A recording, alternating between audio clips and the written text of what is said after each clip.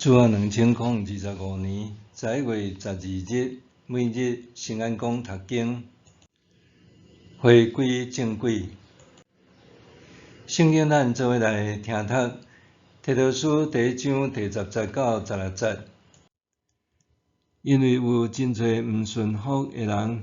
特别是遐主张着受割礼的人，因爱讲无路用的话，搁欺骗人。即款人一定着禁止因讲话，因为因为着要贪不义的钱财，用无应该教示的话破坏一寡家庭。因希律特人有一个先知捌安尼讲：希律特人爱讲白贼是凶恶的野兽，贪食搁贫惰。伊讲的是事实。所以你着严格甲因责备，通互因有健全的信仰。无听趁犹太人无影者的传说，甲背逆真理的人的规例。对清气的人来讲，一切拢清气；毋过对污秽甲毋信的人来讲，无一项是清气，因为因的心思甲良知拢是污秽。因公开讲捌上帝，却用行为否认伊；因可恶背逆，袂当做甚物好事。回归正轨，囡仔冤家的时，若互爸母制止，常常会安尼讲：是弟弟先摕我的物件，是阿姊先拍我的。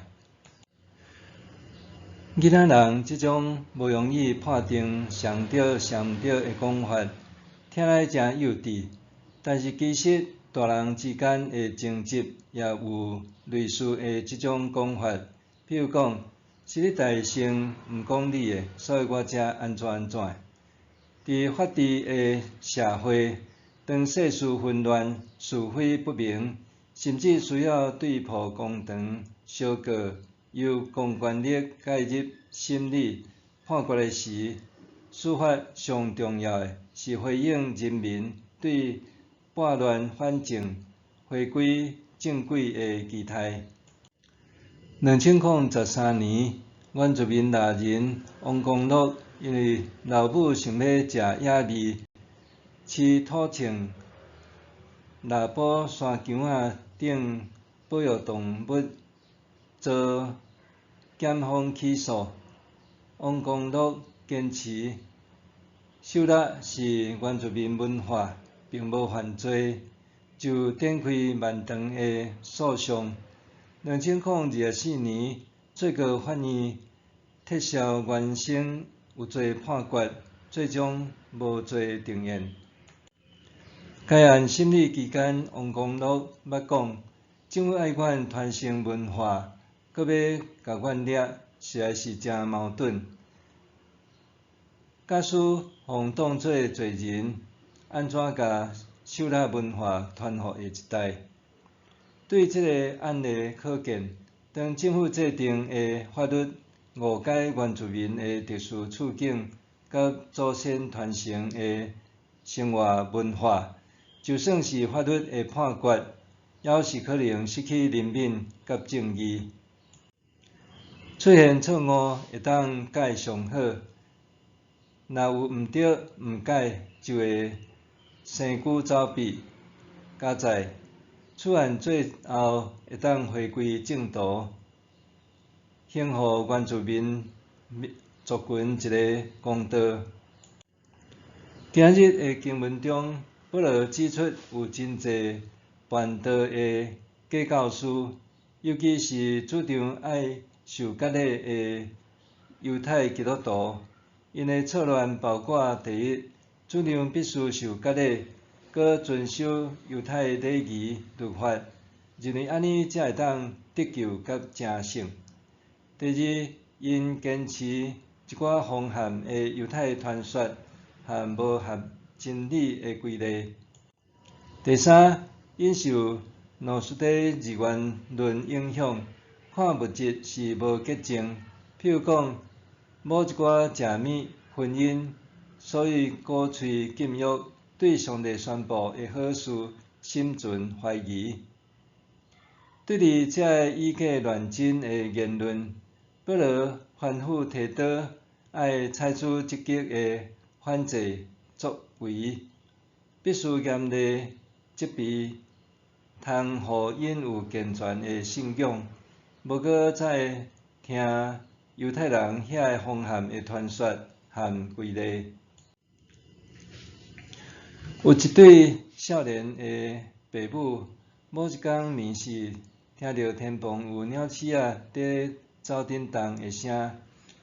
因想讲已经真暗啊，惊甲囡仔吵精神，想讲等过顿工才搁再处理。要拍算老爸半暝，互囡仔的哭声吵起来，发现一只鸟鼠仔拄咧捡食婴仔的头壳心。做老爸的无周拄，一个手就甲鸟鼠仔掠起来，甲电死。事后伊心内想讲，若无紧甲鸟鼠仔消灭，对婴仔的性命是威胁，所以随时就着手灭鸟鼠。保罗对教会的错误即时拨乱反正，即种做法检采互人感觉不近人情，却是稳固正道、确保信仰顺传的必要做法。对人甲人、族群甲族群、到国甲国的各种关系，拢可能发生错乱。愿圣神光照，互人会当对错误中回转，归向正道。默想，保罗严厉责备教会的错乱，这对教会领袖和信徒个人的信仰生活有甚物提醒？保罗严厉责备教会的错乱，这对教会领袖和信徒个人的信仰生活有甚物提醒？咱做来祈祷，真理的圣神，愿你引带我行出真道，